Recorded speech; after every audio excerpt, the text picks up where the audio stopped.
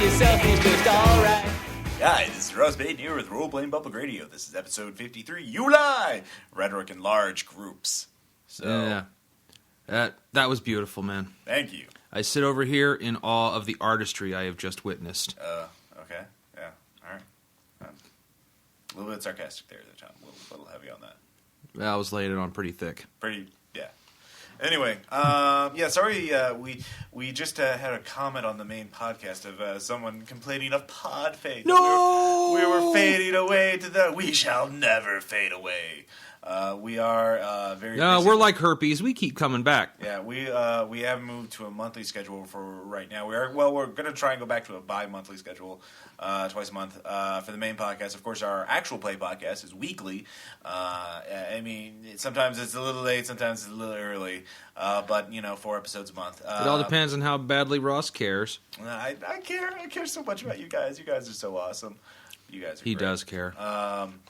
But yeah, the main podcast, we are going to keep doing it, obviously, forever and ever. And we've just been very busy with a lot of projects here. So just to let you guys know, aside from the holidays and everything, I've been working very hard on the Ruins of Lemuria PDF ransom. I've been running games over Skype now. I've run, I think, 3 or 4 games now. 3 games. 4-hour games for ransom contributors to this last weekend, actually. A new scenario for monsters and other childish things that I will put up on the actual play podcast. Let's see, what else? I've been writing the, Lemuria PDF, which is obviously time-consuming. Tom's been very busy, we've both been busy over the holidays, of course. Oh, yeah.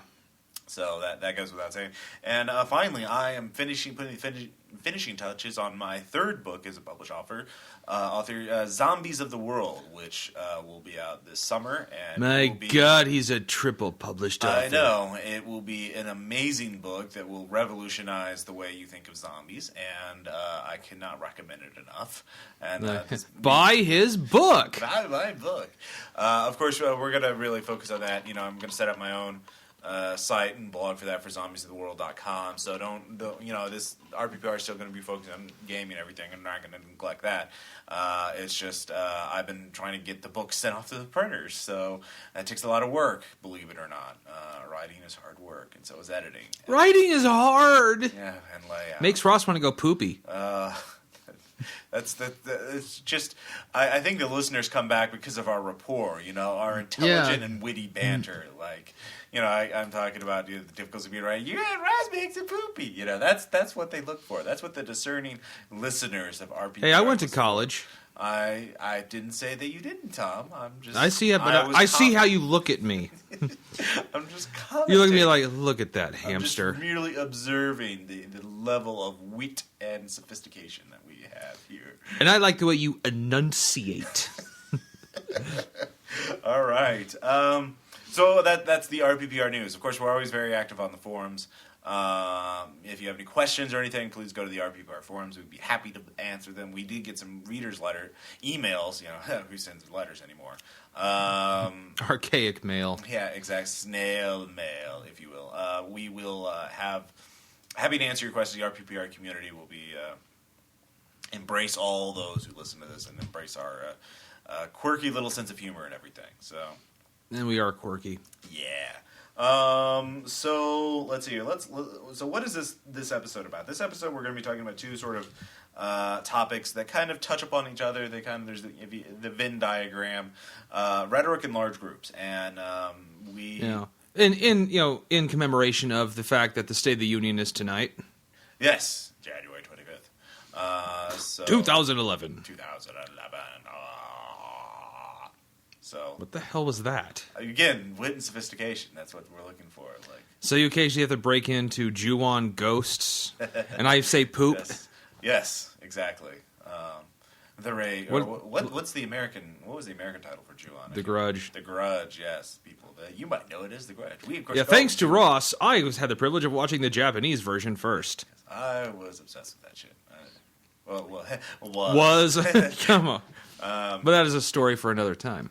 So, there's rhetoric is an interesting topic in gaming. Now, when we talk about rhetoric, we're talking about your ability to speak, to communicate effectively, and not so much to persuade people and not so through much, your words. but not so much your character's ability. Well, yeah, we're talking rhetoric where we mean you as a player. So, what the question then becomes, what role does your ability, what your skill in rhetoric, have in the game? What role should it have? And this is an interesting game design, game mastering, and player issue.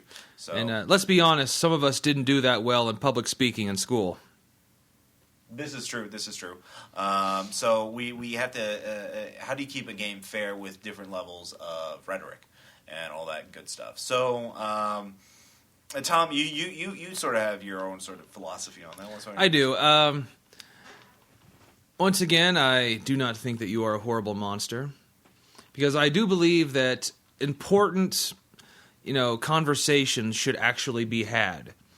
That the die rolling should be at a bare minimum when it comes to one player trying to convince another player. I don't believe it has to entirely be all spoken out, but if you're going to try to convince a player to do something that has a mechanic to do it, you've got to actually articulate at least the basic idea of what you're trying to get across. Well, and not just, so what about NPCs, though? Does the same rule apply, or is it what's the difference between trying to persuade an NPC? Between NPCs, it's not as important. I actually think it's one of the better parts of role playing to do it. Mm-hmm. But if you're trying to convince an NPC, I think in the case of D&D, a simple diplomacy roll, as long as you say, okay, what are you saying to him? Say you're trying to convince the guard to let you pass. So you say, I think it would be enough to just say, I try to convince him that I am on the guest list to this, shindig, and my name should be on there. Mm-hmm. So okay, well, then make your bluff check, and if you do it, then you go through. When it comes down to that I think is where the mechanics work just fine. Mm-hmm. But trying to convince a player who's sitting right across from you to do something, you've got to have some, force behind your words. Right.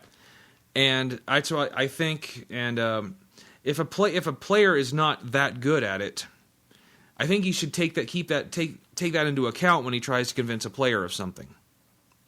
Honestly, I think that's the way it should happen. Well, there are many different roles, views of that.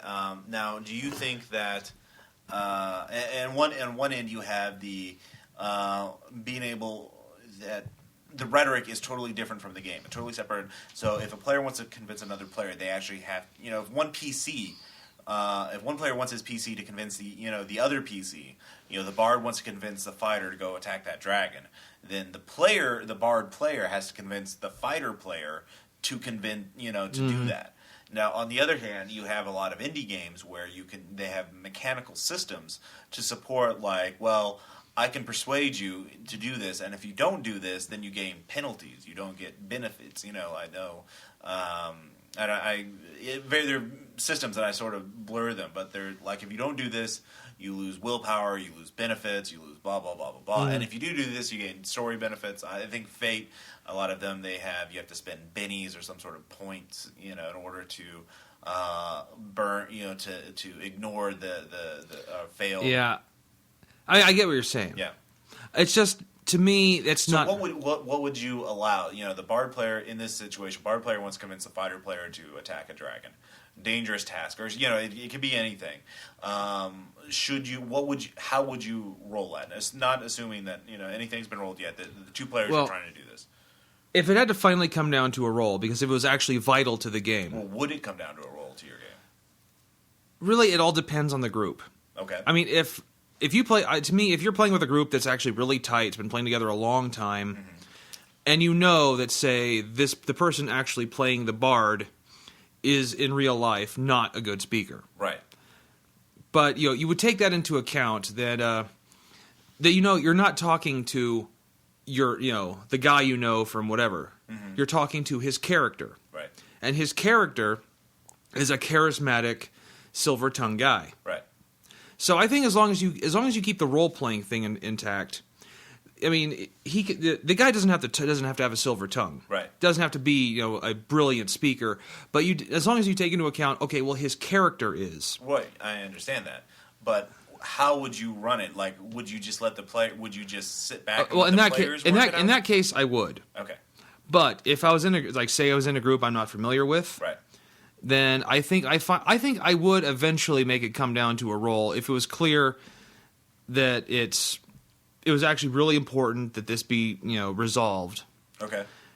But if it's I would say if it's clear that say you're in case the fighter is just not going to do it. Mm-hmm. He's like no, I'm not going to go attack this dragon. It's not going to happen. I'm finally going to say he's unconvinced. Right.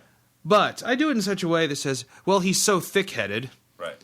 It says, he's obviously not going to do this. Now, would you step in the other way? Say the bard wants to convince the fighter to do something, but the bard just says, "I'm so bad. I convince him." Literally, that's all he says. There's something very, very minimal. Doesn't try any. Absolutely rhetoric at all. not. And Absolutely. the fighter agrees to it.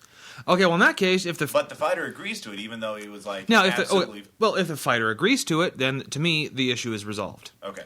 Like, well, okay, then you made my job very easy.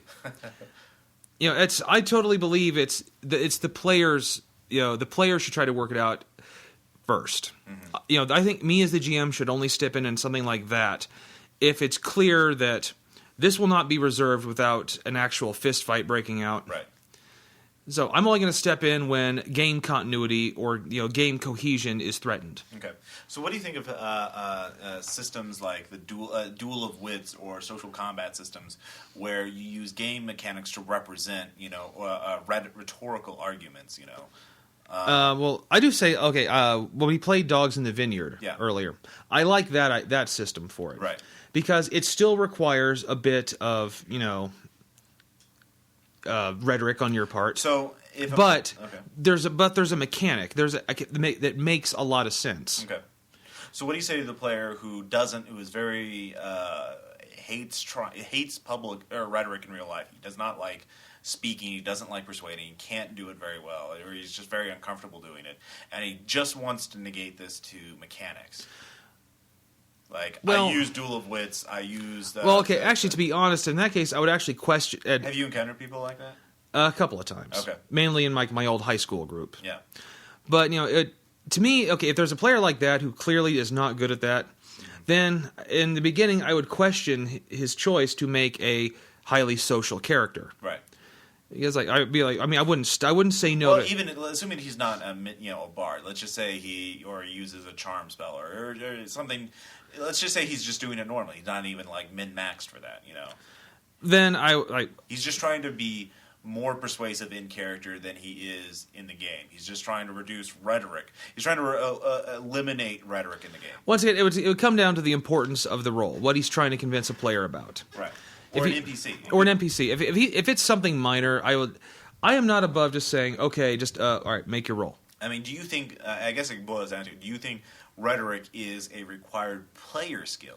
Should players have to expect that they have to engage in some rhetoric, that they have to do some persuasive speaking in the game? To me, I think you have to do some to actually role play. Okay. In my opinion, that to act in character. Even if you're a terrible speaker or your character's a terrible speaker, you have to articulate that. Mm-hmm. And I think, just players have to get along in character. They have to interact in character, just to actually be a role playing group. In my opinion, right. If they can't do that, then it's not a group I want to be a part of. Okay. Because a lot of people make the argument, for example, that I'm not a 7-foot barbarian. I can't bench press a small Volkswagen and cut dragons in half with my sword in real life. So, but I can role play one, or I can play or I can play a special forces commando. Or I can do things. But why is rhetoric singled out as something that I actually have to do? I have my reason for that. Okay. Because no one in your group is that badass. Right. Absolutely, you can't. There's to say I'm not this. No one is. I have never played in a group with like a special forces guy, or a 7-foot tall muscle bound guy that actually is an expert at wielding a sword. Yeah. None of your players are that. Or a nuclear scientist. Well, they're probably a nuclear scientist, I'm sure. Well, fine. Actually, if you have a guy in your group that is a nuclear scientist and then plays one in the game, Yeah. fine, have at it. Yeah, but for example, I guess the role is the question is,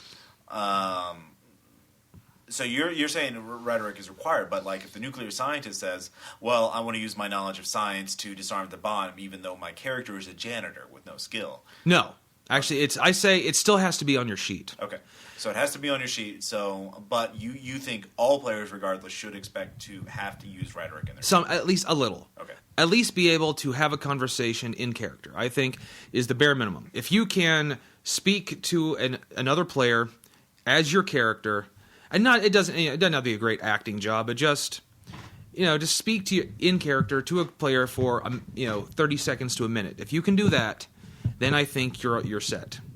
Okay.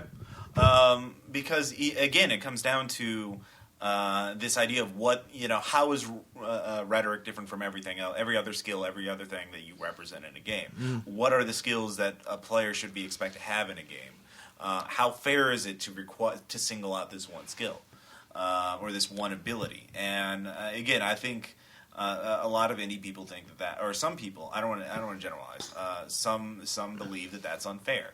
That you're singling out people who are socially awkward or very poor at rhetoric, and not giving them a chance to role play. The person who doesn't like speaking at all. The very shy person. That comes to having the shy player, Right. Which that person's probably not going to make the bard, Right. And well, yeah, but even if he doesn't make a bard, even if he makes a wizard, at some point the wizard's going to have to make some sort of rhetorical check, like don't throw me in prison, don't kill me, Well, or, I've never been in I've never chalice. been in a game where I played with some shy people. Yeah. But I've never played in a game where after about an hour or so of playing with the group and getting comfortable, they don't come out a little and talk some. Right. I have never been in a game where a player has just been silent all the game. All right. And to me, it could very well happen, but to me it's never happened. To me, I don't think players do that, no matter how shy you are. Eventually, if you're with a group and you see it's getting along, you're eventually going to at least open up a little. So I don't even think that's an issue. All right. And if you play with someone, honestly, if you're in a group with someone that just sits on the side, only nods and rolls the dice when he's supposed to when it's his turn, and says nothing, the people in the group aren't going to want him in there. All right.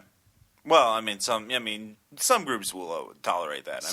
Not many that they would like, or if they wouldn't throw him out. They say, "All right, dude, man, you've been sitting there for 3 hours, man." Yeah. I'd actually be like, "Are you okay?" Yeah. All right. Because there is this challenging thing. It comes down to what do you think a role playing game should require? What are the required skills to play it? And there are a lot of different answers. Some people think that it should be that rhetoric, that it should, in order to be fair, to be neutral, that it has to be more balanced to accommodate this. But well, I've always looked at role playing as playing pretend with rules. Right. And the way I've always played pretend when I was a kid, Yeah. you got to talk. That's just how it goes. All right.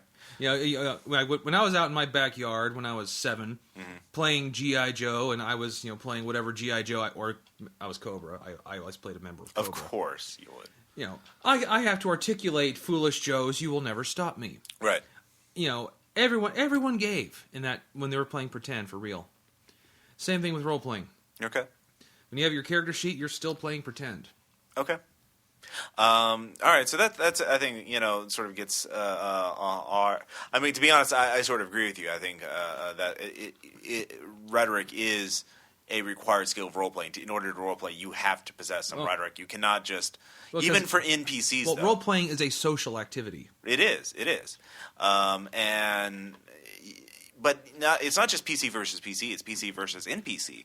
Because a lot of times I think to say a duel of wits versus an NPC diplomat, I think even that should not I would emphasize more role playing. For example, when I tend to do it in the New World campaign, I would actually make an argument. The player would have to make another argument, and then after several go-abouts, then we would roll the dice. Or sometimes you would require more than one roll. Right. I mean, from a game. I mean, there is a legitimate thing. Even if you have people with rhetorical skills, the problem is the stakes of the players are not matching what the characters are in the fictional world. Like, no one's life is at stake. If you're trying to debate somebody in a court case, in a game. So, like, the person playing the GM could always say, "Well, no one buys it. The jury doesn't buy it." Objection. Yeah, exactly. You can't. At a certain point, people can become gridlocked. Say, just refuse to budge and say, "No, I'm right. No, you're right." Hey, I've right. seen 12 Angry Men. Right. Well, no, they actually changed their minds over time.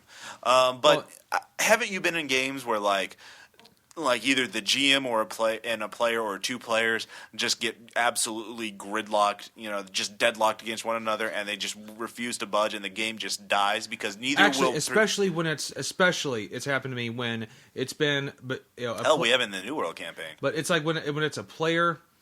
In the case of NPCs, a player versus one of the GM's pet NPCs. Yeah, exactly. That like our high school games were just loaded with those. Right.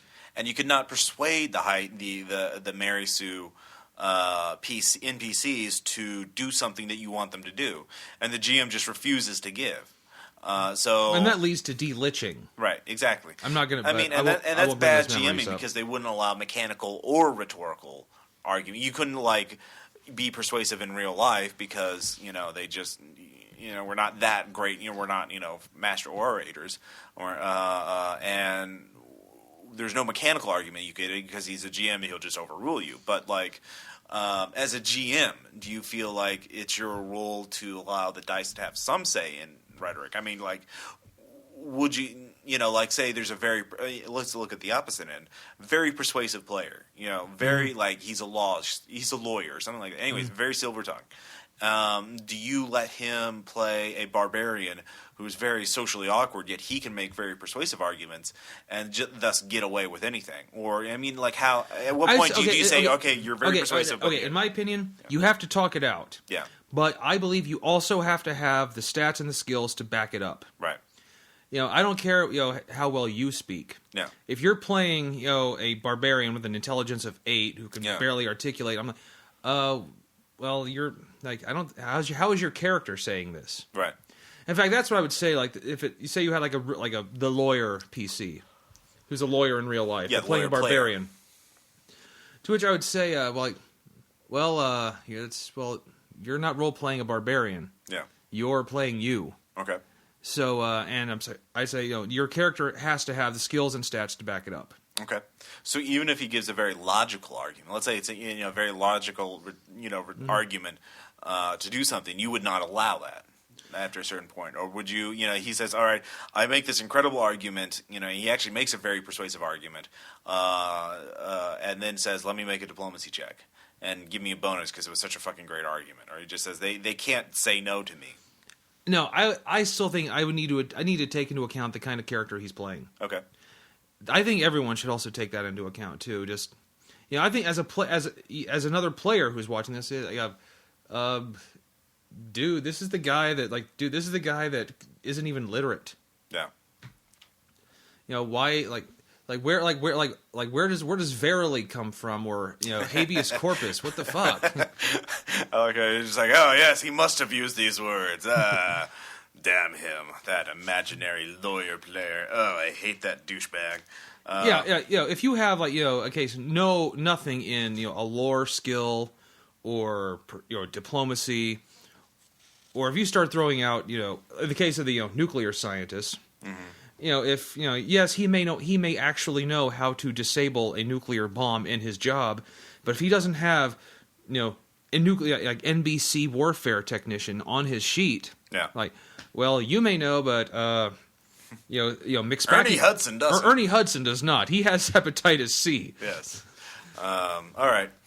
I think that is a good stopping point for this part of the episode. I'd like to hear from the listeners. Like post on our forums about this, what you think about the role of rhetoric in games. I mean, we've had a lot of rhetoric in the New World campaigns. We have issues where players can't argue. Dinner party episode. I think it's episode 16. But we've had just some really good moments with no die rolling, just players speaking to each other. So I think, what is the role of rhetoric to you in role playing? To get onto the others, to segue seamlessly into our next thing, the next part of our group is talking about large groups. This has been brought up several times in the emails and forums, and I've actually wrote a article about this for Knights of the Dinner Table. I think it's issue 125. It's called Crowd Control. So we're call this part thing Crowd Control as well. But it's come up again, so we think it's kind of relevant to mention it now. Yeah, because the backstory is we finished the New World campaign, and then our Dark Sun campaign has actually kind of petered out because we just kind of we've been playing D&D for like 2 years, so we decided we wanted a different change of genre. Yeah. And we Cody and I kind of painted ourselves into corners with this switching GM. Well, it got to the point we're playing like fuck. We don't have enough breadcrumbs to get home. Yeah, well, there are too many breadcrumbs. There are too many plot hooks. Too much was being given out, and we were all because each person wanted to run their own game. Yeah, they kept adding on instead of building on the existing links. So we still have a few more episodes to post. The game became urban sprawl, if you will. Nice. Desert sprawl. Yeah. Desert for dark sonification. I don't even know. We took a vote and figured out the next game we're going to do is a superhero game. One we haven't done too much of. Yeah, we haven't done a modern kind of sci-fi based game. And superhero based, and so we're using Wild Talents, the one roll engine superhero game from Arc Dream, which of course Arc Dream, one roll engine is the same engine that Monsters and other childish things uses, and Rain and a bunch of other Fear games. Itself and Dirty World uses one roll engine. So Fear Itself. Did I say that? Yeah, did you? I did. I might have. No, that's the Gumshoe. But anyways, Wild Talents. So we're doing sort of a 4-color Marvel street level game. So think like Spider-Man, a little bit of Batman, Daredevil. I don't know. What we faced so far, that's pretty Gotham. Well, yeah, a little, yeah, but darker. Well, then again, we're also adults here. I don't know. I mean, the Kingpin threw a lot of superpowered goons at at Spider-Man. Mm-hmm. So kind of like that. So we have a thread on the RPPR forums called the Heroes of New Arcadia, and that's what we're calling it. And the thing is, we have 7 players for this game. And so the first session we had all 7 there, and well, actually we had one person who's no longer in the campaign, and we have one player who jumped in later, so we. But still 7. Yeah, still 7. I will say, of a clusterfuck. Yeah, clusterfuck is exactly the word I would use. Because I wasn't prepared. I honestly invited everybody because I thought a lot of people wouldn't show. I thought at least a few people. That's par for the course. Yeah, usually. Exactly. But everyone did, and so it was kind of a clusterfuck. We'll of course post this as the beginning of the campaign, but it was kind of a tutorial session too, and nobody was really used to Wild Talents yet. In fact, I think most of us had to use a program to make our characters. Right, there's an Excel spreadsheet that helps character gen program. Well, the thing is, even with that, you have to know the system pretty well, and we've learned it by now, but we hadn't learned it, then. So the problem was. I wasn't prepared for that. I wasn't prepared for everyone showing up, and I wasn't prepared for a rowdy group because Cody and Caleb were actually pretty loud in how they viewed certain characters. Was booze brought that night? No.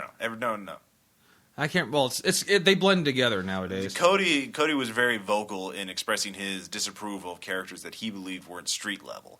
Ones that I improved of, and you'll hear in the actual play. But and also just everybody was talking, and so it was a very chaotic, very kind of noisy game. But I mean, it was overall a success. But yeah, it could have been better. So, and this has been brought up before. Like, how do you deal with large groups? And I have been in games with large numbers of players. I've been in a game that had 10 players, and it was a success. But it requires careful thought and discipline. Planning and discipline. So, what are your experiences with that? Well, I've had a bad experience with it was a Rifts game, actually, coalition based, and that's all I remember of most about it because it's Palladium and the GM wasn't very good, but there were 12 players one night. Yeah. Because there was the core group, there was like 7 of us. Yeah. But then a bunch of friends of other players showed up, and also the GM was really passive. Yeah. Didn't kind of okay, sure, they can come too. Yeah. So first of all, we had to get the leaves, the leaves for the table to expand it.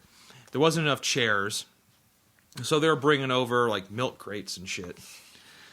And and I will say that what I remember is I actually timed it out. One combat session we did, like one combat round, was 32 minutes. For 12 players, that's actually pretty good. Yeah, but it's still 32 That's minutes. still 32 effing minutes. Yeah. Which is supposed to be... Effing? Really? Yeah.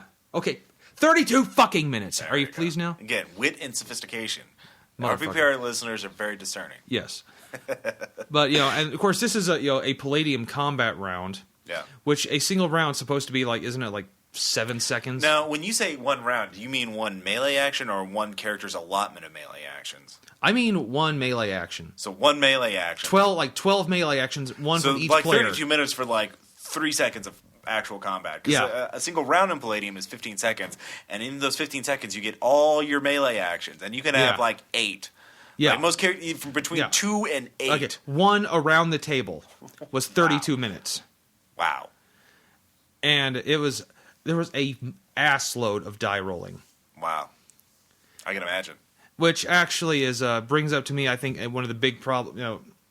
Well, it brings up something asking like, how do you manage it? That it really brought something to my mind that it stuck with me. Yeah. One thing you cannot do with a big group, I think, is cinematic role playing. Okay.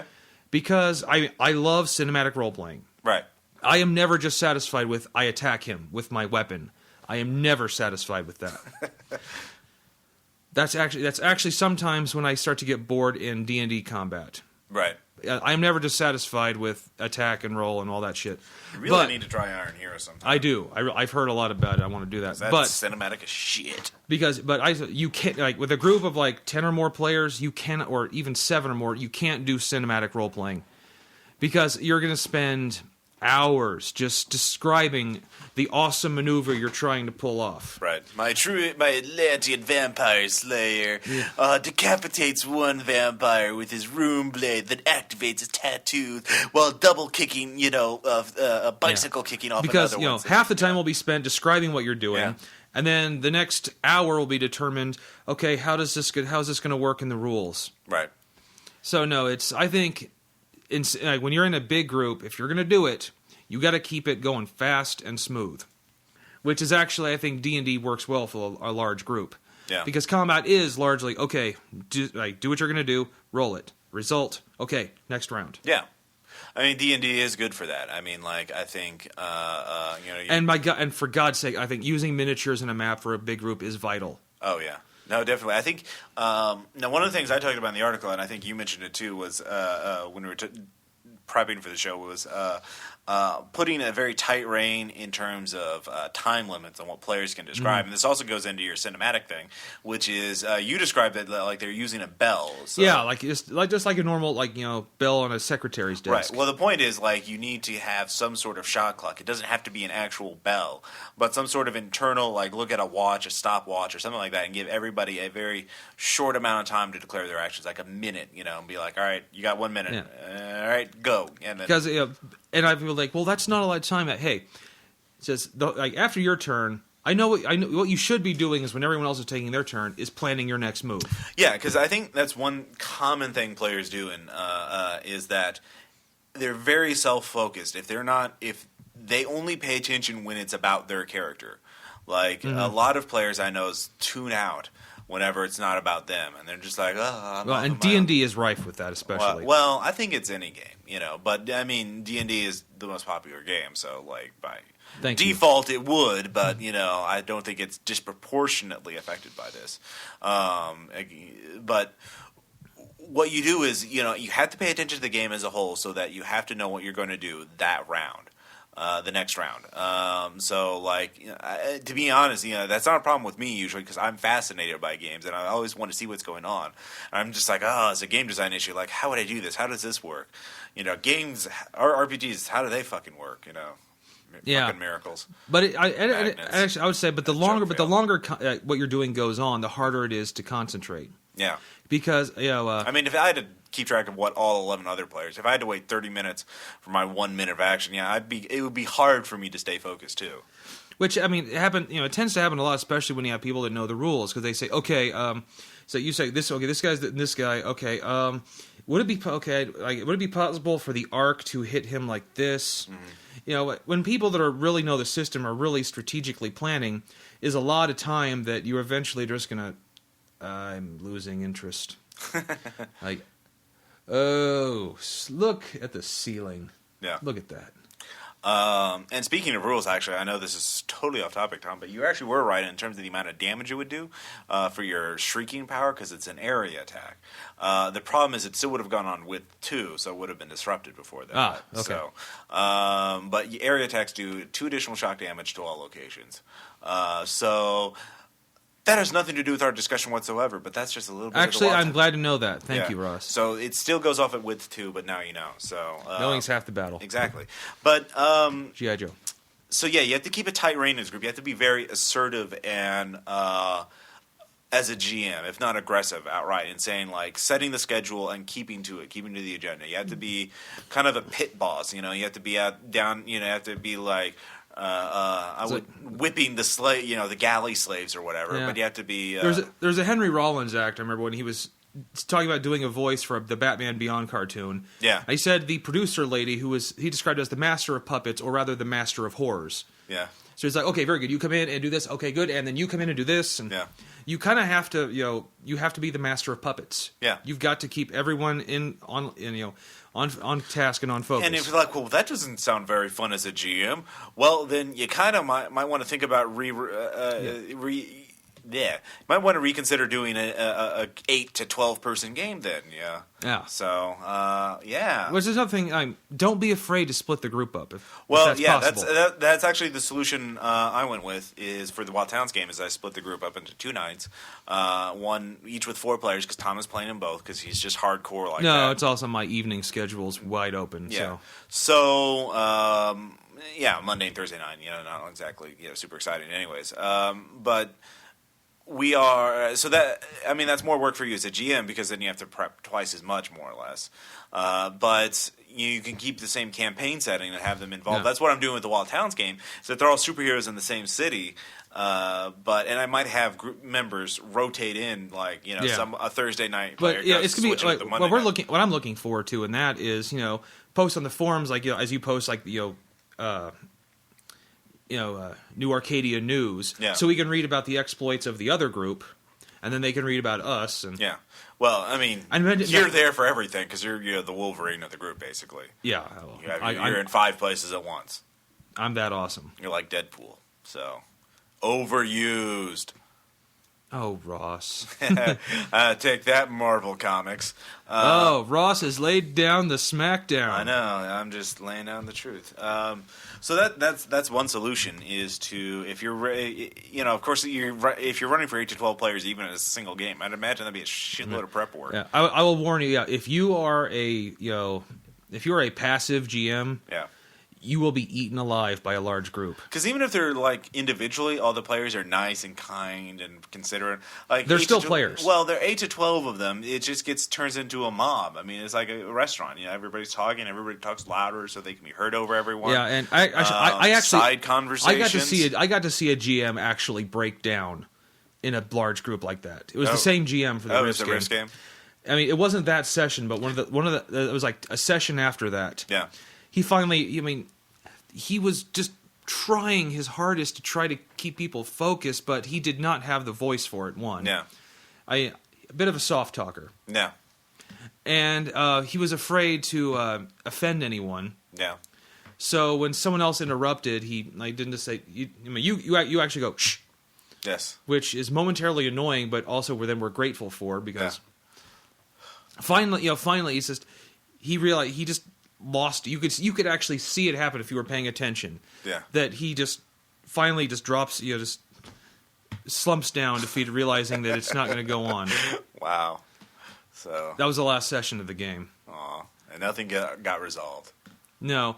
And the thing is, most of the players didn't even notice. It was only like me and 2 other people who were seated near him. We're looking at each other like, oh, dude. Yeah. So we have to go like, dude, you okay? And Yeah. it's all, and he's like, no, it's okay. We'll pick it up later. That's a great acting there, Chom. I wish the listeners could see your... I know. Well, I'm a method actor. Yeah, what can I exactly. say? It's like fucking inside the actor studio up in here. So That's you that time. So that is one of the things you can do. I think in terms of you have to be assertive, you have to keep control. I think the other thing is cut down. I mean, we're talking about how much prep work this takes. It's 8, 12 players. It's a shitload of work to do. Combat's a bear. Blah blah blah blah blah. So you need to do everything you can to streamline it and cut down on the amount of work you have to do and the amount of work you have to do in the game. During the game as possible. And the best way is to realize that certain types of games you cannot run and certain rule systems you cannot run. Now, for example, like Wild Talents normally by default is a pretty complex system, especially if you're not used to it. I can vouch for that, yeah. Now, we're getting more used to it, and I think eventually everybody's going to get the declare, roll, resolve thing down so that I don't have to keep reminding people, okay, but, all right, I'm going to do this, and they immediately roll, and like, all right, I got this. Like, hold on, we need to wait until everybody rolls. And then some people are really excited. Yeah, exactly. So sooner or later, I think everybody will get that in their, thick skulls. Ah! Our thick player skulls. Yes, your 5 heavy armor skull. See what I did there? Wow. Nice. Yeah, but what you can do is you can cut down on the amount of things. And for example, last year I was in a Wild Talents game actually that was run by Ben Bowe, who is the author of Monsters and Other Childish Things, and he wrote. We were doing Eon Mall, which is a Super Mall Cop kind of humorous comedy game, and we did a stripped down version of Wild Talents where our characters could fit on a 3x5 note card, and we just spent like 5-10 minutes creating them. And then we were good to go. Ian and Viola were actually in that game. And I have it recorded. I need to post that at some point. And it was very ridiculous, and it was very fun because Ben was a good, GM keeping herd on all of us.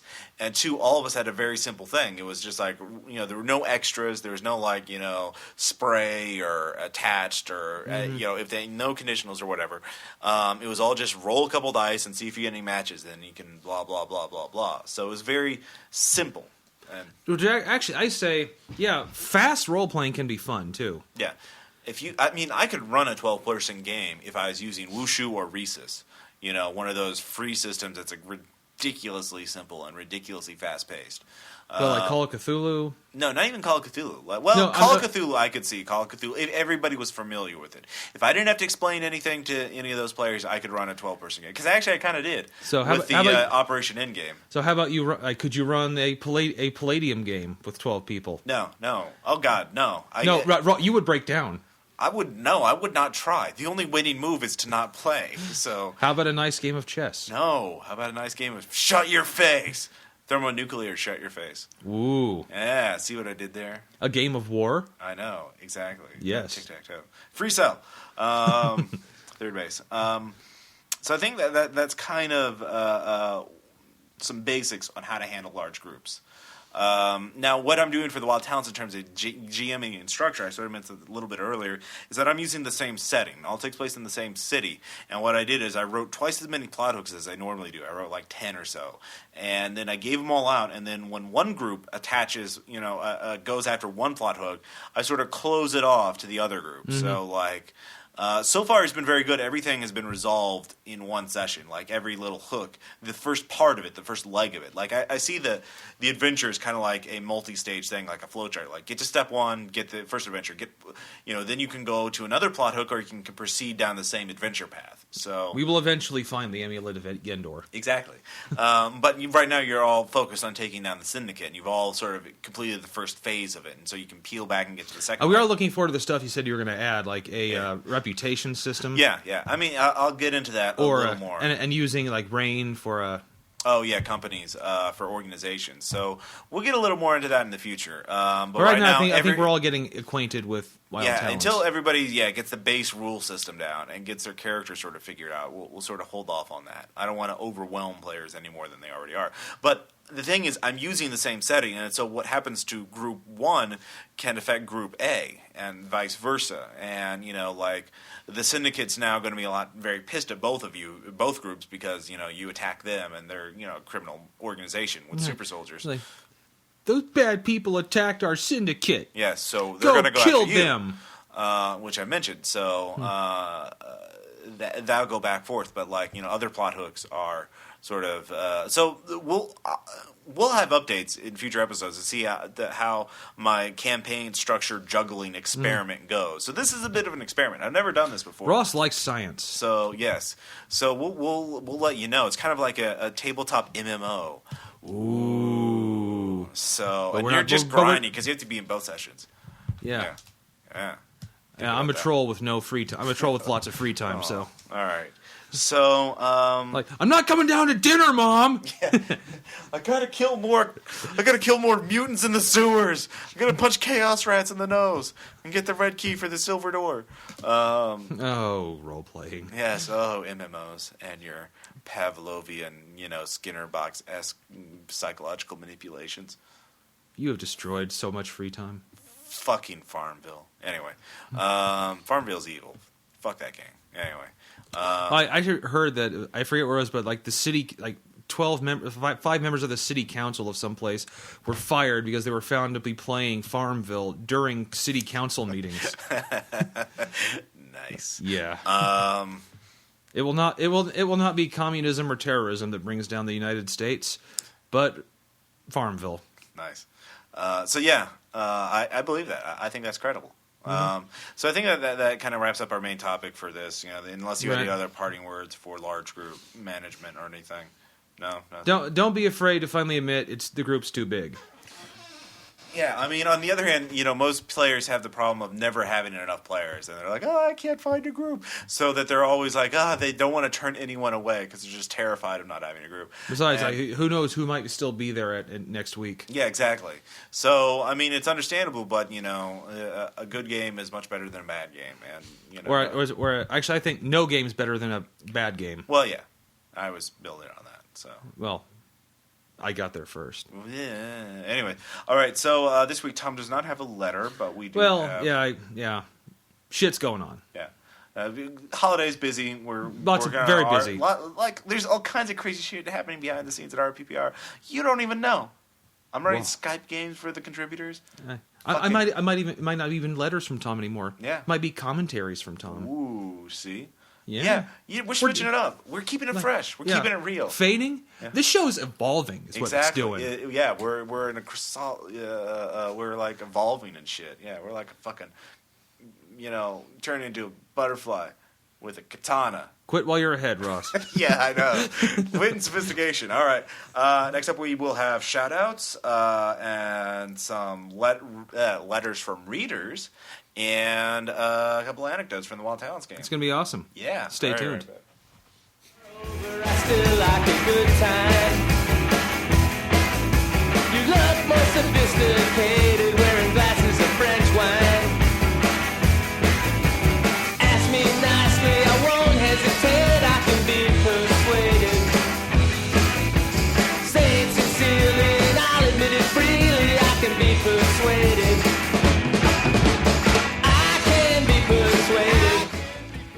All right, and we're back. What the hell? That wasn't even the announcer voice. I know, that was like toddler Ross. No, it's I am an asshole. I'm the asshole announcer.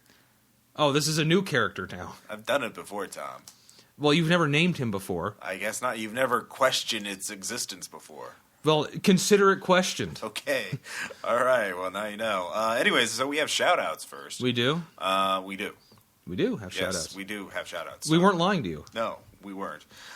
First off is speaking of zombies of the world, I found a free Half-Life 2 source mod called Zombie Panic. Ross likes zombies. Yeah. Now, of course, to be fair, I've played a lot of Left 4 Dead 2, and I've played a ton of Killing Floor. But I've already mentioned those as shout-outs on previous episodes. Now, of course, Killing Floor and Left 4 Dead 2, oh my god, you guys, you need to get them.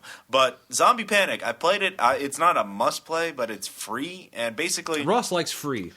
Like, the way it starts out is up to 24 players, and all but, 2 players start out as humans. And you get a pistol and a melee weapon. And you either have to survive for so long, or you have to complete some objective, like, call the military. In order to call the military, you have to find a radio. You have to get the power on. Then you have to turn the lights on so the military knows. And blah, blah, blah. Mission, a mission. Mm-hmm. And the zombies just, kill humans. Now, the interesting thing is, when a zombie kills a human, the human player respawns as a zombie.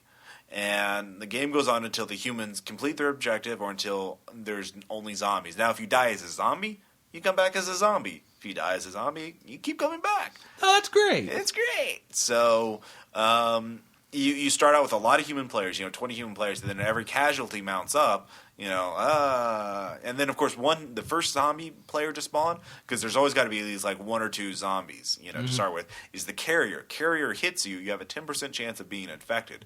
If you're infected in a certain amount of time, a few minutes, you respawn as a zombie right where you died. Otherwise, normally when you die as a human, you just respawn somewhere else. Mm-hmm. But then you die as a zombie right next to your human buddies. Nice. I've actually done this. I've actually been infected, then I respawn as a zombie and be like, oh, hey, there's your brains right there. All right, killed you. Ha, killed you. Oh, nice, shot me. It's like click on eat brain. Yeah.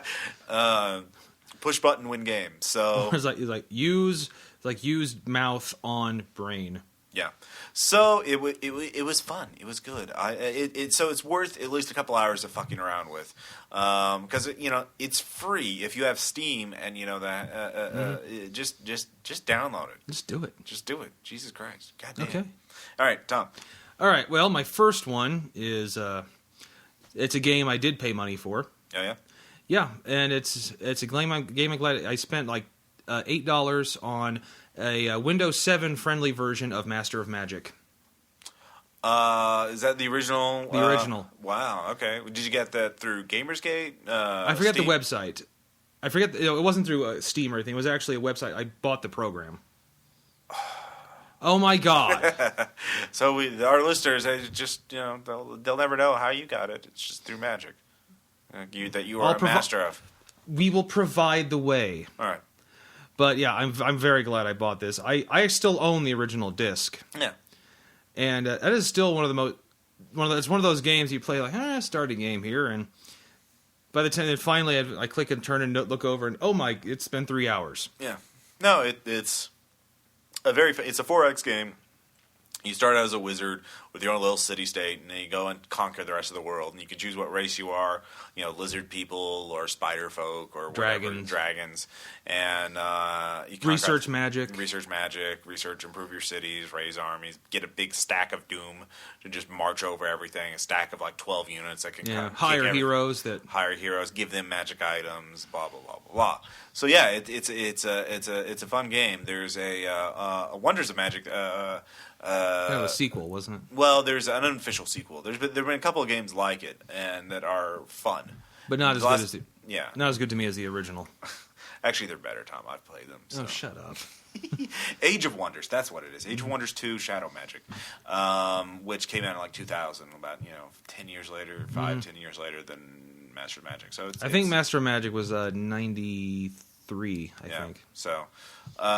Still, worth playing. Oh, love it. Yeah. Well, Age of Wonders 2 as well. Mm-hmm. It's worth it. So very good. Now the next shout out I have is something that I got from McFarlane Press as a review copy, and I've started reading it, but I just haven't finished it. Busy with stuff. Because I'm also horribly distracted by shiny things and shooting zombies in video games. But it's a book called The Creation of Narrative in Tabletop Role Playing Games by Jennifer Growling Cover, and I'll just read the back of it. given the particular attention in this book, it sort of explores RPGs from an academic analysis of a critical analysis of tabletop RPGs. It gives particular attention are the narrative and linguistic structures of the gaming session and the ways that players and game masters work together to construct narratives. The text also explores wider cultural influences that surround tabletop gamers, and so far, this is the kind of stuff, again, that I geek out on, game design, game analysis, theory. This is the kind of stuff that I love, and I feel horrible that I haven't given the book a full read yet. So I'm, sorry that I got this back like in November, and I still haven't had time to just finish the whole thing. So when I do, I will hopefully in the next week or two I'll be able to finish it off. As soon as I get Zombies to the World off the printer, I'll finally have that off my chest, and I'll be able to give you a good full review. But anyways, you should check it out if this topic interests you. It's from McFarlane Press, and they do a lot of good stuff too. They also did like the Zombie Movie Encyclopedia, The Rise of Zombie Gothic, just a book of pop culture analysis on zombies. They do a lot of really neat books about top geeky stuff. So, yeah. And I feel bad. They sent me the review copy, and I've just let them down by not giving them an honest review of it. So, I'm a horrible monster. You should pray for death. So, you do. I'm sorry. But anyways, you had another one. Yep. One is it is a movie actually from HBO. Yeah. I think it's one of their original movies. I could be wrong, but. But I just watched it again. It's By Dawn's Early Light, which is kind of a Cold War, nuclear wars imminent type movie. Yeah, and it's got James Earl Jones in it as like the commander of one of those airborne command centers. Okay, and that's the only one I really recognize. I mean, this is an HBO. They don't. The others are like lumpen sacks of potatoes. I do not recognize them even as human. But it's I mention it because it also goes toward the president who has been blinded by an atomic blast, trying to convince his vice president that he's actually the president. Wait, how does that work? If the president is blind, or it's the person that's now the heir to the that's basically the line of succession who's still alive. How would he not? If the president was there's this other general, kind of like the General Ripper type, who used to it's like the Russians have people trained have people that are trained to be the president, to sound like the president, and of course he's lost his authentication codes. Yeah, but he would look the same. Are they all blind? No, this was all radio. He's on the. This is also the 80s. Like he's on the Airborne Command Center. That makes sense. I mean, that's fine. The president's on the just ground. Just like I see you right there, but I don't believe. Yeah. But my favorite, what really makes this fun is it's also another part of the story is like this crew that's part of a bomber team. This movie really is a lot like Dr. Strangelove. Yeah, it sounds like a made-for-TV Doctor Strangelove. With no comedy. Yeah. Oh well. Yeah. But it's this bomber crew, and at one point they're being chased by two Russian fighters. Yeah. And this is like a B-52, so there's no apparently there's no offensive weaponry. Mm-hmm. So to shake their attackers, they drop a hydrogen bomb, which apparently they were shielded against EMP, or I don't know. This is the movie's logic. Okay. But they drop the hydrogen bomb to take out the fighters. Okay. Wait, so I could buy the bomber being shielded from it, but why wouldn't the fighters be shielded from it? Well, they're the Russians, Ross. They didn't know how to do anything. They knew how to build nuclear weapons. Because they stole it from us. USA! You could have stolen the other EMP shielding technology. Fucking Rosenbergs. God damn it. Yeah, actually, I heard that they were actually probably framed, or there's a good theory about how that they were framed. But that is something as me as a player of a role playing player would do. Yeah. If I had I'd use an atomic bomb to take out two fighters. Yeah. Fuck everything that I'm dropping it under. Fuck the environment. I got hydrogen bombs. You should have known better than to give me that power. Yeah, exactly.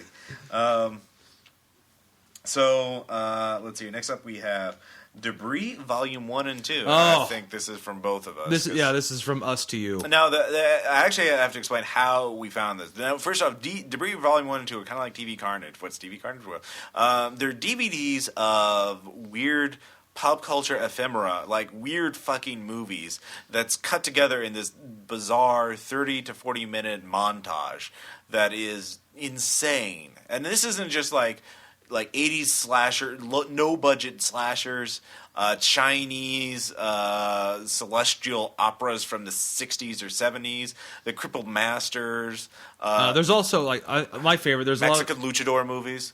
There's also like cut-in footage of like these early '80s Christian, shows that are warning parents against about tarot and heavy metal music, Ouija boards, and Dungeons and Dragons.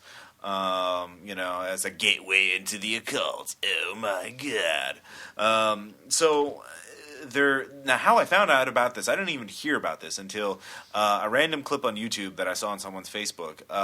It was a clip from the movie Elves, which the Nazis. Yeah, and it's basically like, there's two theories about how the Nazis use Santa's elves, and this blah blah blah, magic elves as Nazi assassins.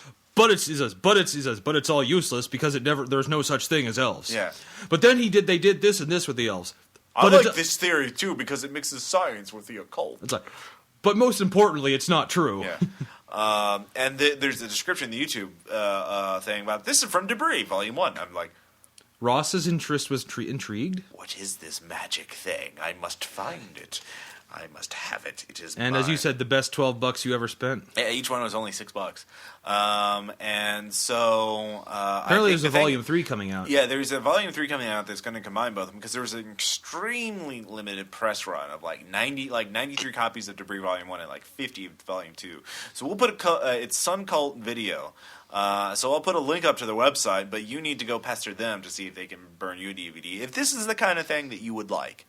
And if it's not, you're a bad person. You just don't get it. Yeah. You don't get it. How can you not love random clips of 80s slasher films juxtaposition? It was even worse. I recognized a good number of the movies. You recognized 3 of them out of 15, but that's really good. Yeah, I recognized one of them. Well, no, we both recognized Kamen Rider and we both recognized the Power Rangers and Crippled Masters, the 1970s version of the Power Rangers. And no, you didn't recognize the Crippled Masters. You didn't. You had I was the one who recognized Crippled Masters. You recognized 3 other movies. So, so you still beat me. So don't worry. I win. Yes, you win. But yeah, it's some really fucking bizarre stuff. Shit, whatever you want to call it. So yeah, I've watched it 3 or 4 times in the last 2 weeks. Of course, most of these times have been to show other people this shit. You must see. Yeah. You must know. So now I'm a little burned out on it. So give me 6 months and then I'll watch it again. Yeah. So you had another one. Yeah. It's more internet videos. Yeah. Yeah. These things called the ASDF movies. Yeah. I think there's 3 of them. Mm-hmm. And it's to me, it's kind of a. I don't want to say low budget, but it's kind of a different version of Don Hertzfeld's stuff. I wouldn't compare them. I wouldn't go that far. They're funny, random internet monkey cheese stuff. Very, very, very, very short. Very short. Not stick figure art, but close. Very close.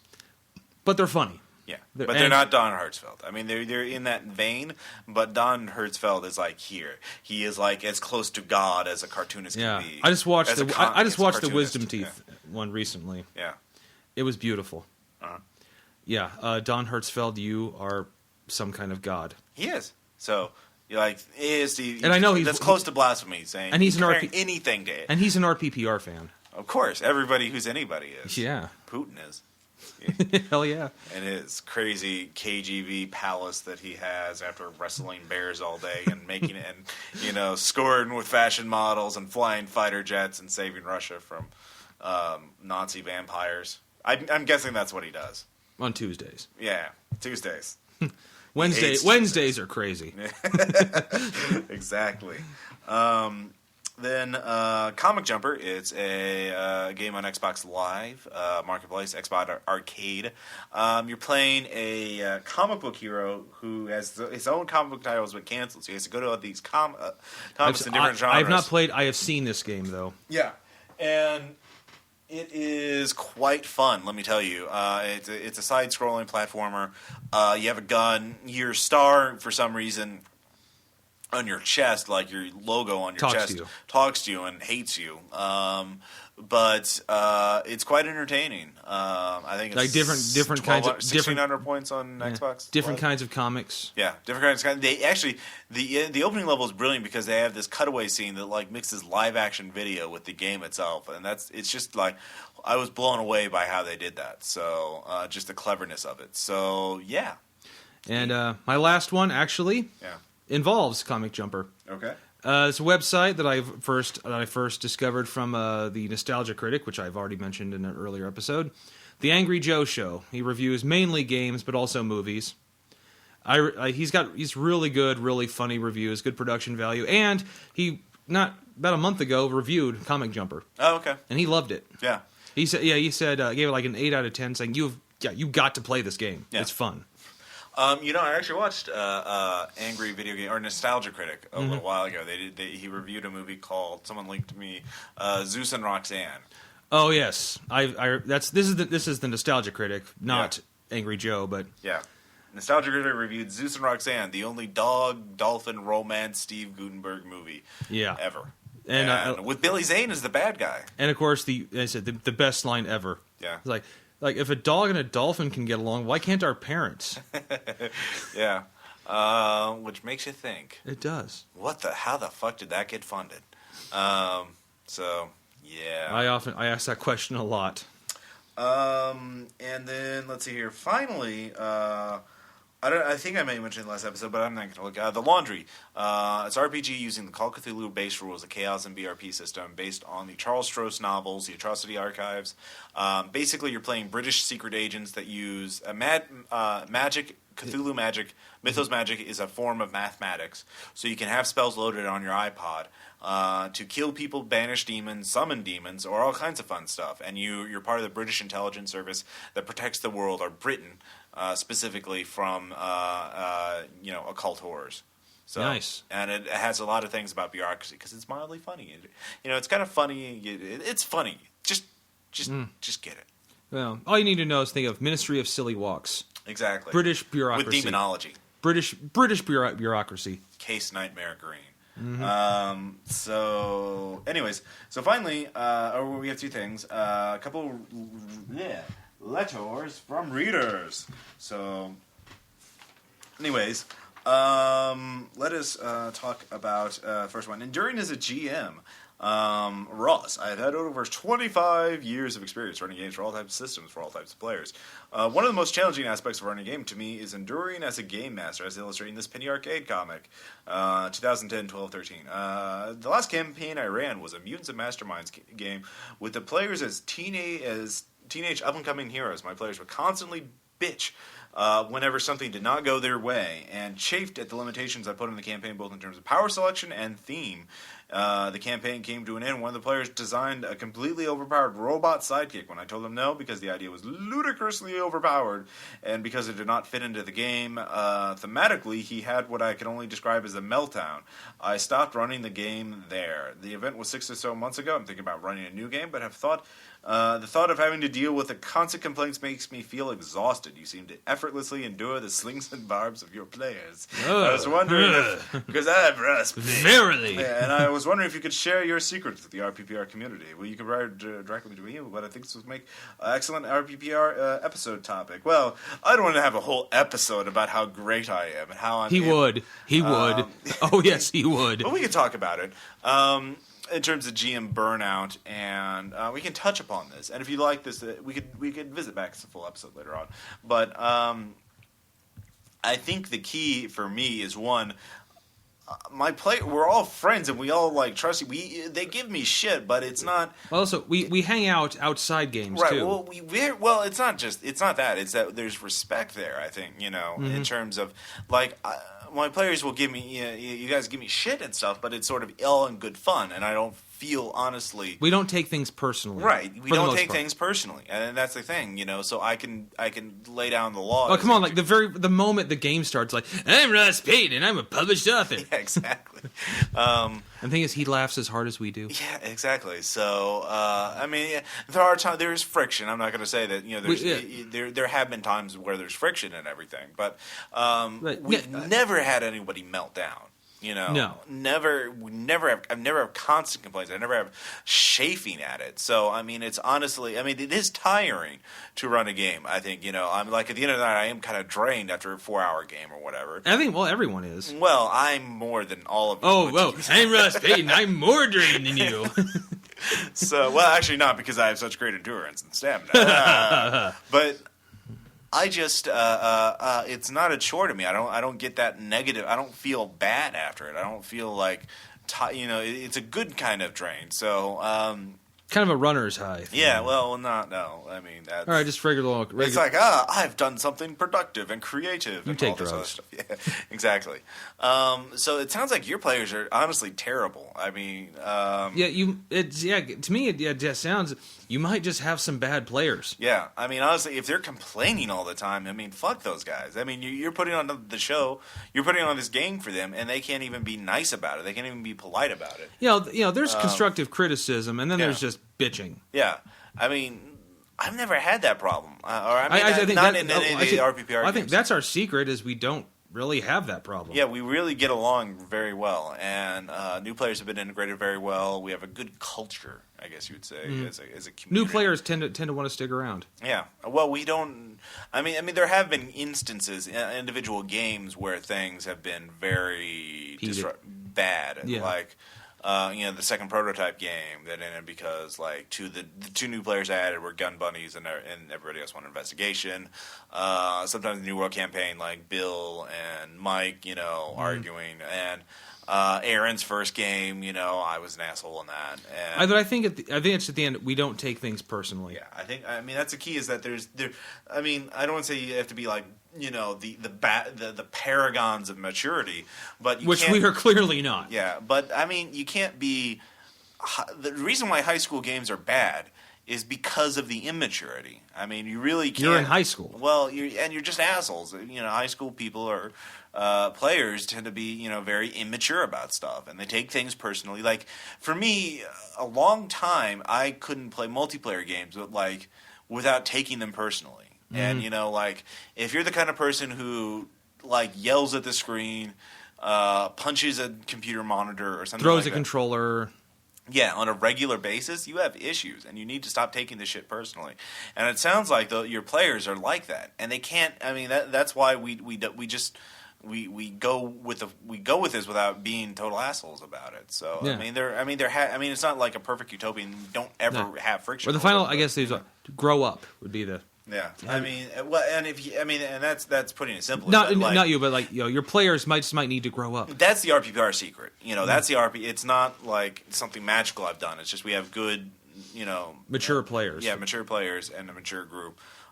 They can handle this shit without being ridiculous, and we can do a whole episode on immaturity. We might actually, that might actually be a good topic. Yeah, because that's a big thing in gaming. Because you have a lot of immature players. A lot of, our game can be gamers be immature. No, I know this is shocking. I know we're just bad mouthing that. So, really? Yeah. So we're gonna move on to the next letter. Hey guys of the RP, what? Want me to read it? Oh, okay. Want to switch off? Oh yeah, fine. Do that. Okay, here I'll read this one. This is. Victor Mamedi. I'm totally mangling that name. Just Victor. Okay, Victor. He says, "Hey guys of the RPPR, how are you all? My name is Victor, and I'm Brazilian RPG DM. I've been watching you for... Well, he's been watching us for a year. Yeah. Okay. I've been watching... He's outside right now, Tom. Yes, he is. There's GMs outside this house. Yeah, exactly. Yeah. I've been watching you for a year right now. I would like to know if you guys would be curious in actual playing some Brazilian RPG. I can translate it for you and send you the PDF. It's an RPG that mixes all flesh must be eaten and fear itself. It's a zombie holocaust focus in surviving, not destroying zombies. The system is very similar to Fudge or /Fate, very light and focused on role-playing. Tell me what you think. Greetings. All right. I'm interested. I'll Yeah. we'll do a one shot of it at least. So I don't Yeah. know when we'll put it on the actual play podcast, but I'll email him and we'll try it out. But So, as Ross was once accused for mentioning the "that's you" that is like, Ross, you're dangerously close to proving that you're familiar with culture outside America. I know, goddamn, no, my American badge will be taken away from me. And finally, this is from Tommy Eubanks. Ross, thanks for your help. I've been emailing. Actually, there are several emails. I gave him some emails on how to set up a podcast. And your information allowed me to get my own podcast / role-playing website, GameRoomRoleplaying.com, up and running. However, if you wouldn't mind, I had a few more questions if you could find the time to help. One, I'm only able to upload a maximum of 65 megabytes using my current theme. My theme does not have that issue. Well, it's not an issue of the theme. It's an issue of your hosting, it sounds like. So I use bluehost.com for RPPR and slangdesign.com. It's shared hosting, but, it's reasonable prices. It's I haven't had many complaints with it. It has been down for a few hours, a few times, but no crashes. But, I mean, honestly, it's shared hosting. You're not going to get that. And so... yeah, I've had, that's what I use for hosting. Anyways, I'm willing to upgrade it if I had some sort of assurance I would no longer have that have to submit long gaming issues in different sections as seen on my website. Using your link, I'm still dumbfounded I has to submit my current MP3 session to the iTunes stores. Well, I sent him the tutorial, what the iTunes frequently asked questions on how to submit it. You're not submitting the MP3s, you're submitting the RSS feed. Now, all of you who use iTunes to subscribe to this, you're already using RSS automatically. What it does is iTunes takes that RSS, reads it, says, oh, look, there's an MP3 attached to this, entry. Okay, well, that's a podcast then. And then it checks that RSS feed every once in a while to see when there's a new episode. So you submit the RSS feed, and if you've set up your site using WordPress, then that's automated. You just have to get the RSS feed URL. Now, do you already have a basic understanding of HTML when you did that for the first time? Well, yeah, I did, but that doesn't have anything to do with the RSS feed. I mean, a little bit, but so actually I want to use this letter so I was jumping off point just to give a little mention about the back end, the technical stuff of RPPR. Oh my God, it's full of all kinds of stuff today. RPPR is run using WordPress and the Blueberry PowerPress plugin and a bunch of other plugins. But WordPress is a content management system / blog backend. It's free, WordPress.org. If you have a website that has cPanel on it, you can use simple scripts to set up WordPress automatically. The plugin PowerPress, Blueberry is spelled weird. It's BLUBRRY. There's no E in it. So, I mean... that's just how they do that. It's a podcasting. E's are poison to them, I guess. And so what I do is that's the basic site. And then there's I use the iTheme thing. I can get into a lot of the other technical specs, but WordPress.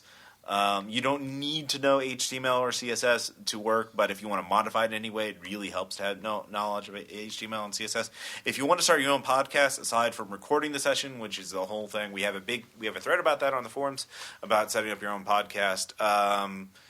We're using two Shure M57s on a US Tascam US 122L audio interface into GarageBand on a MacBook Pro with an Audio Buddy dual mic preamp direct box. and a partridge in a pear tree. A partridge in a pear. No, just wants to get something in because it's just techno babble. I think I should also add Ross does all the technical work for it. Yeah. So when he's describing this, I'm like, Ross is saying words. So that's the basic thing. So what I do is I record the episode, and then I edit it in GarageBand, export as an MP3, edit the tags in iTunes, the ID3 tags, and then I upload it using FireFTP in Firefox to the Slang Design website, and then I write up the show notes and post it in WordPress, do a post in WordPress, and then it automatically updates if you're subscribing, so then it shows up on the site and everything like that. And so the little Flash player you see where you can just play the episodes on the site, you don't have to download the MP3, that's through PowerPress. And that's the basic thing. The forms are used as Simple Machine Forms, SMF, which is another free thing. And so that's the very basic bare bones description of how I do RPPR. Now, in terms of the actual plays, I use Zoom H2 audio record digital. Audio I record. do have a Zoom H2. Yeah, Zoom H2s are fucking great. You can record 360 degrees. They use SD memory cards, and on a single 2 gig card on like 320 kilobits per second MP3s, I get 27 hours. Good quality. 20, yeah, and you can go even higher quality. You can get like 96 hours if you go down to 96 kbps. Or you get a higher or bigger memory card, obviously. So, so that's a bunch of technobabble. If you're not an audio expert, you have just tuned me out, and I'm just speaking words. I'm just Mr. Crazy Man. I don't know what blah blah blah. Published authors tend to do this. So now the thing is, don't email me if you have a technical question. Post them on the forums, because I am not the only podcaster there. Nerdbound, hi Nerdbound. Hello, people. hello. And there's several other podcasts that I'm sure I'm forgetting, and I'm sorry. Ross is stressing. Post on the RPPR forums. And so I check the forums every day, mostly to make sure that there are no spammers that have gotten through the filters. But if you post a question on the RPPR forums about how to set up a podcast, and you have technical questions, go there, and we will be glad to help you. And it will such information shall we give you? And then I don't have 100 people asking me the same questions. They can all just go to the same thread and ask the questions again, and then maybe someone other than me can do it. So maybe Tom, would you like to get in on all this technical stuff? Yeah. Sure. Oh, the Shure M57s are actually XLR mics. They go into the XLR mic, then I get to guitar play. Well, all right, I'm getting. Yeah, they get it. Yeah. They ask questions. Pop filters. Ask questions on the forums. Pop filters. Yes, we have pop filters. I talk about nerd things. Yes, you do. Yes, Ross. So, finally, anecdotes. We're just going to mention a couple of the highlights so far of the Wild Towns campaign, the Heroes of New Arcadia. I think we must start, of course, with Aaron's exploits. Yes, Aaron. Yeah, I know everyone's familiar with what he did in Andrew's Fortune. Yes, many things, but in particular, he ran away from a prostitute that was hitting on him. Because the way Dirty World works is you can shift or alter a character's stats with rhetoric, and so this hooker was trying to corrupt him, and he kept taking hits to his stats, and he couldn't stand it anymore. And so what did Aaron do? I suggest, why don't you run away? And he's like, yes, verily, I shall run away. Well, in the Wild Talents, he is slightly just more of a. Well, describe his character too. Yes. I think the best way to describe it is Hobo Iron Man. He's someone who I'm not sure of his origin stories, but let's just say he's a guy in a power armor suit that is homeless. Right. Just so you know, the Heroes of New Arcadia, the basic concept is all the powerful superhumans that have been, this powerful superheroes and villains had all disappeared a year ago, and now normal people are starting to get access to superpower technology. So basically, imagine some geeky guy who bankrupts himself to build himself a superpower. Or no, he got power armor from an alien artifact or something like that. Or no, he got from another dimension. Yeah, he got sucked into another. But by the time he came back, they declared him legally dead. Right. So yeah, he went out to try and get alien. He found I had an area in the Tunguska zone, which is kind of like a crazy rifts-like part where there are random wild portals and gates opening to other worlds. And so people go there risking death and insanity and disease in order to get random alien artifacts that pop out. Mm-hmm. And so Aaron was one of those people who did that, and he got himself a suit of power armor, but he's now living on the streets. Yeah, living on the streets. So and. Yeah, this time, I forgot the setup. What, the courthouse raid? Or are you talking about the last session? I think the last session that was, to me, it was all the years had split up. His lead was that he was trying to find the bar syndicate goon. The syndicate is like this criminal organization, and he was trying to find their contact. Yeah, the syndicate guy, the syndicate villain, thug, whatever you want to call him, in this dive bar. So. He literally walked in the door, and in a proud, loud voice said, "All right, where are the syndicate people in this place?" To which all these scuzzy-looking people from the Desperado bar scene turn and look at him, and then guns and knives are pulled out. Well, I just had 3 people shoot him with guns. One with a pistol, one with a shotgun, and one with a submachine gun. And so Aaron... Perhaps Aaron got a little cocky with having a power armor suit. Yeah, he's like, I've got armor on! Ha ha ha! So he didn't die. Yeah. Yeah, he totally would have died if he hadn't. But there's this thing in Wild Towns called spray, where you can do a lot more damage if you put a lot more bullets at somebody. Imagine that. I know. And the woman with the pistol wasn't doing anything to him. The guy with the shotgun, he blasted with his repulsor brace or whatever.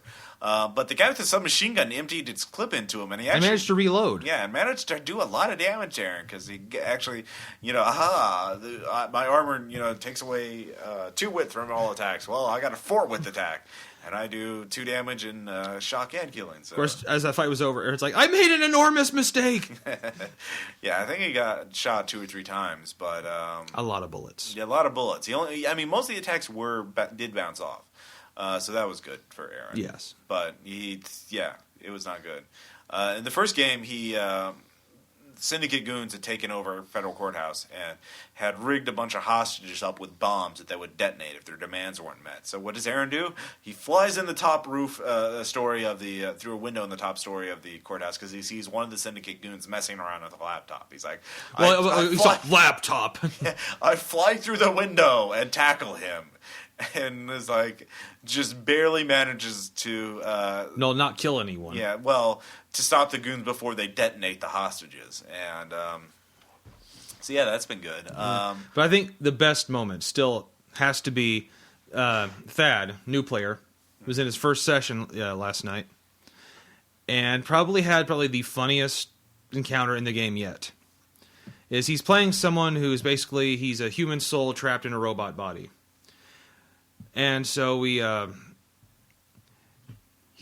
went to go buy something. Well, you can listen to the actual play for what he was getting, but he was seen from activities before, and a crowd starts gathering around him.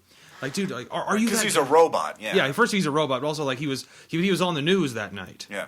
So people are taking pictures, and then the cops show up, and he's a robot who can actually turn incorporeal. Yeah. But what does he do? He has robot powers and ghost powers. That's his thing. So. But so what does he do when this cop says you need to come down? Are you the person? Were you involved in? Are you one of these vigilantes? You need to come downtown to me. They answer the question. He's like almost. I don't want to say almost with tears. And I said, okay, yeah, I'll go with you. So he goes in the back of this cop car, sits quietly. The guy's like, hey, can I get a picture of you for my kid? Yeah. And then is taken to an interrogation room where the 2 main cop characters who he deal with came in to... Detective Walker and Detective Pilgrim, because I totally ripped them off from Powers. Yeah. Starts to interrogate him, and he just stays there answering all their questions, reveals his real name. Yeah. Oh yeah, here's what happened to me. I know I'm legally dead. Here's my powers. And so they let him go because right now that happened in the settings, the cops aren't sure what to do with superheroes. So it could be good or could be bad. And he technically hadn't committed any crimes yet because rescuing people from a burning building is a crime, and they didn't know about the other shit he'd done. But he could actually hasn't done much yet. I mean, it was his first session. Yeah, well, yeah. Well, I mean, in terms of felonies, he didn't really commit any. I mean, he didn't burn the bar down, and he didn't because that also happened in Aaron's thing. I think Aaron's going to be the most wanted person in the group. No, that's probably going to be Jason sooner or later. Yeah, okay, so, as soon as they figure out as soon as they know how to pin it on him.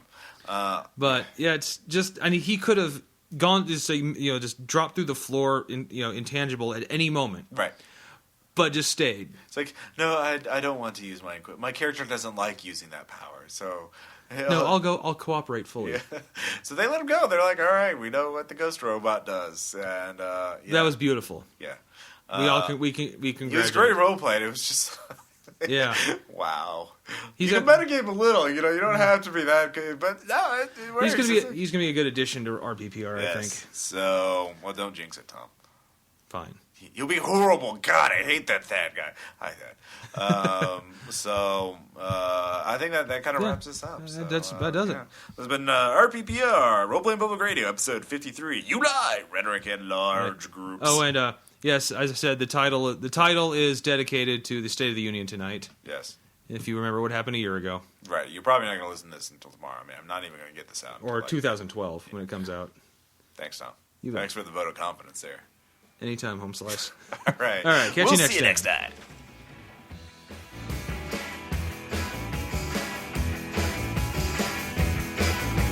Hey, secret baby, let's meet clandestinely tonight.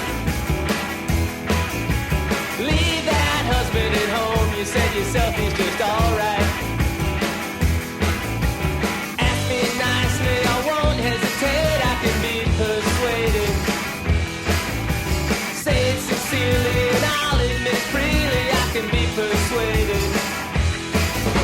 My hard-living days are over, I still like a good time.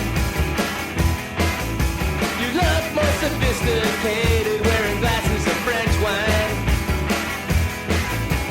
Ask me nicely, I won't hesitate, I can be persuaded. Say it sincerely and I'll admit it freely, I can be persuaded.